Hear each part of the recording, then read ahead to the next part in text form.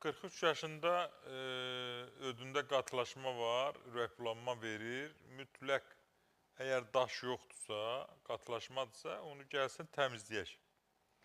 Dübaj eləyək. Özdə bizdə o şlankdan, borudan istifadə eləmirik. Təbii qaydada dübaj eləyək və öd kisəsini, yollarını açaq. Ağzında acılıq getsin və o dediyi ürəkbulanma, qusma olmasın. Bəzən də görürsən, öd kisəsində xolestit deyilən bir, yəni öd kisəsinin iltihabıdır xolestit. Bəzən orada bol miqdarda, çox miqdarda normadan artıq lyambilə olanda, onda lyambilə qurdu da verə bilir qusmanı, ağrını, narahatçılığı.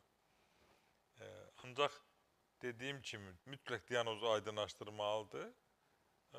Bəzən görürsən ki, öd kisəsinin boynunda əyrilik olur, yaxşı süzmür.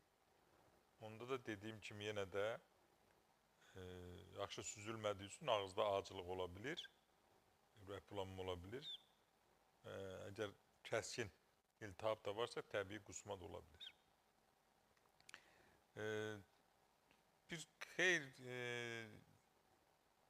xeyli dərəcədə insanlarımızın suallarından görürəm ki, deyir ki, bəs ürək xəstəliklərində, ürəyimdə narahatçılıq olur, zəlidən istifadə edə bilərəmmi? Təbii ki, edə bilərsiniz. Edə bilərsiniz. Zəli həm ürək xəstəliklərinin bütün formalarında çox gözəl effekt verir. Qoymur 6 ay tromb əmələ gəlsin, infarkt əmələ gəlsin, insult əmələ gəlsin. Qan durulanda ürək yaxşı işləyir. Təbii ki, yaxşı işləyir.